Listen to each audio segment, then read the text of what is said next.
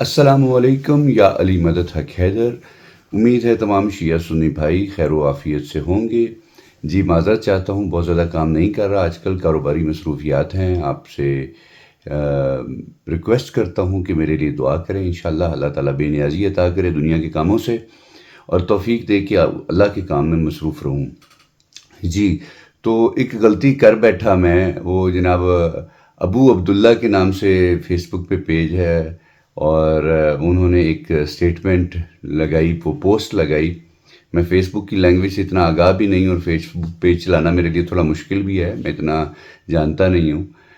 تو ابو عبداللہ بھائی نے وہ پوسٹ لگائی کہ اگر اللہ یاری صاحب یہ مجتہدین کو غلط کہنے والا کام چھوڑ دیں تو اہل سنت کے اوپر ان کا کام بے مثال ہے. تو میں نیچے ایک پوسٹ لکھ بیٹھا کہ آپ بھولے ہیں، وہ بڑا خطرناک کام کر رہے ہیں. تو وہ آپ پوسٹ دیکھ سکتے ہیں انشاءاللہ. تو جناب ابو عبداللہ بھائی نے اور باقی نیچے کئی دوستوں نے پھر وہ میرے اوپر جو الزامات لگانے شروع کیے، وہ سارے آغا جواد ریلیٹڈ تھے. ہم جانتے ہیں کہ آپ کون ہیں، آپ آغا جواد کے ایجنٹ ہیں، یہ وہ.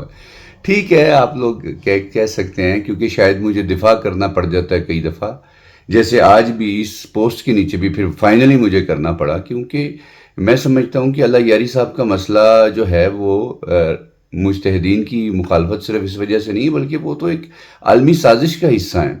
آپ دیکھیں کہ وہ تو اگلے دن بیٹھ کے تو فلسطینیوں کا مذاق اڑا رہے تھے. ہاں جی، مسئلہ کشمیر ہو تو اس میں وہ شیعہ سنی نکال کے بیٹھ جاتے ہیں. فلسطین کے اندر وہ جناب وہ کہتے ہیں کہ ٹھیک ہے، ان کے ساتھ جو کچھ ہو رہا ہے ہونے دو. پھر اللہ یاری صاحب کہتے ہیں کہ جو شیعوں کا نمبر 1 دشمن ہے وہ یہ مجتہدین ہے. ٹھیک ہے، مجتہدین کی اگر وہ ٹیکنیکل ایررز نکالے نا کہ یہ اجتہاد ٹھیک تھا، یہ اجتہاد غلط تھا، ایک اور بات ہے.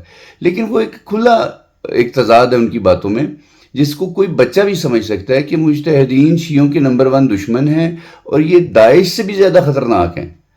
ٹھیک ہے، داعش دوسرے تیسرے نمبر پہ آتی ہے، اسرائیل چوتھے 5ویں نمبر پر آتا ہے. نمبر 1 دشمن شیعوں کا وہ مجتہدین ہے. ٹھیک ہے، یہ سٹیٹمنٹ کا مجتہدین کی غلطیوں سے بہت ہی ڈفرنس معاملہ ہے. ٹھیک ہے، تو اور وہ بھی سارے مجتہدین. ہاں، بیچ میں پھر خامنئی صاحب تو ان کے فیورٹ ہوئے.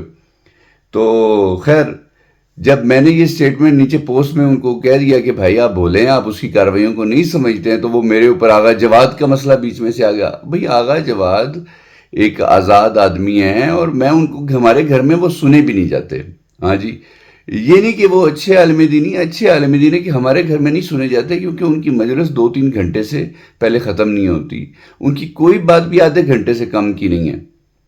تو ایسی صورت میں زیادہ جو ہے نا شوق سے علی مرتضیٰ زیدی صاحب کو سنتا ہوں. نو ڈاؤٹ کہ آغا جواد اچھے عالم دین ہیں، اور یہ بھی نہیں کہ معصوم ہیں. بھئی 100 غلطیاں کی ہیں انہوں نے، لیکن عالم دین اچھے ہیں. اوورآل مجھے لگتا ہے ان کی فکر ٹھیک ہے، لیکن غلطیوں سے پاک نہیں ہے. ہاں، تو وہ جناب سارا وہ پوسٹ میں نا مقابلہ اللہ یاری صاحب کا اور وہ مجتہدین والی بات ختم ہو گئی، اور جواد نقوی کی مجھے اب جو ہے نا انہوں نے ڈیفنس لائن پہ ڈال دیا. بھائی میں جواد نقوی کا کوئی ترجمان بھی نہیں ہوں، اور کبھی آپ نے جو ہے ان کی طرف سے میری لیے کوئی بات بھی نہیں سنی ہوگی. ہاں جی، میرے پاس کوئی اتھارٹی نہیں ہے کہ میں ان کی جا کے نا وکالت کروں. لیکن اللہ یاری صاحب یہ کہتے ہیں کہ یہ جو خامنائی ہے اس نے زندگی اسی خط پہ گزاری ہے جس خط پہ یہ آغا جواد گزار رہا ہے. یہ اللہ یاری بیان کر رہا ہے. تو میں دشمن کی سٹیٹمنٹس پہ ضرور نظر رکھتا ہوں. ہاں، اللہ یاری جو ہے وہ دشمنی میں خامنائی صاحب کو نمبر 1 درجے پہ رکھتا ہے اور پھر آغا جواد کو رکھتا ہے. تو that's very important for me, کیونکہ میں نے یہ فگر آؤٹ کیا ہے کہ اللہ یاری ہمارا بڑا بہترین قسم کا دشمن ہے. ہاں جی، کلیئر دشمن ہے. تو دشمن جو ہے وہ میرے کس بھائی کی مخالفت زیادہ کر رہا ہے، مجھے اسی کو ڈیفینڈ کرنا چاہیے. تو یہ خیر سٹیٹمنٹ آغا جواد کی حق میں جاتی ہے بیسیکلی. ہاں، جو لوگ خامنائی صاحب کو غلط سمجھتے ہیں تو ظاہر ہے پھر ان کے لیے یہ حق بنتا ہے کہ وہ آغا جواد کو بھی غلط سمجھیں، اور ڈفرینس آف اوپینین ہونا چاہیے. بھائیوں میں کوئی مشکل نہیں ہے، نیت گندی نہیں ہونی چاہیے. خیر، یہ ویڈیو آپ سن لیجئے جو میں نے پہلے اپنے یوٹیوب ایزی دین 2 اکاؤنٹ پہ بھی ڈالی تھی، اب فیس بک پہ بھی ڈال رہا ہوں. یہ ہے میرے عزیز کی، یہ جو ہے نا آپ کا لیڈر خامنئی، اللہ جانتا ہے کہ یہ جو ہے یہ بڑا اس کی نوجوانی وہابیت میں گزری ہے. یہ بالکل یہ کاپی ہے کس کی؟ جواد نقوی. یہ جواد نقوی جو بھی باتیں کر رہا ہے نا، عزاداری کے خلاف، صحابہ صحابہ کی تعریف میں، ابو بکر عمر کی مجد و ثنا میں، خامنئی اس کو 50 سال پہلے یہ باتیں کرتا تھا. قم میں، مشہد میں، اور لوگ اس پہ تھوکتے تھے کہ یہ وہابی ہے، میں عزاداری کا مذاق ہو رہا. اب وہ جو ہے آپ کا امام بن چکا ہے، اور وہ سب آپ کے مقدرات اس کے وہ سرکل کے تو آ کے نہیں کہہ سکتا نا کہ تم عزاداری نہ کرو، لیکن وہ اس کے مختلف طریقے ہیں کہ اس عزاداری کو کمزور کیا جائے، روشن خیالی اس میں آ جائے بھائی، ان کی جو اپنی جو طریقہ کار ہے. اور ابو عبداللہ بھائی اور شہباز اصفہانی صاحب اور ہمارے جو تقی ہاشمی صاحب ہیں، ہاں میرے ان سے اختلافات ضرور ہیں، لیکن میں ان کی ایک لیول پہ رسپیکٹ بھی کرتا ہوں. مجھے لگتا ہے کہ یہ لوگ بھی بس تھوڑا سا ڈفرینس آف اوپینین ہے کہ یہ لوگ مناظرے کے بڑے شوقین ہیں.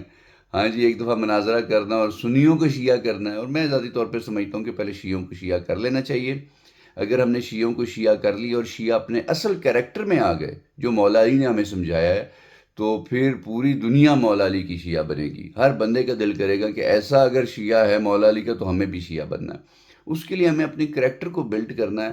یہ جو مناظرہ بازی بیٹھ کے ایک دوسرے پہ جگتے مارنا یا جملے مارنا یا جتنی بھی آپ تحقیق کر لیں، جتنا بھی کچھ ثابت کر لیں، لیکن اگر ہم نے اپنی زندگیوں میں مولا علی کے شیعہ کی جھلک نہ ڈالی تو پھر جو شیعہ ہوگا بھی نا وہ اصلی شیعہ نہیں ہوگا، وہ پھر ہم جیسا ہی ہوگا.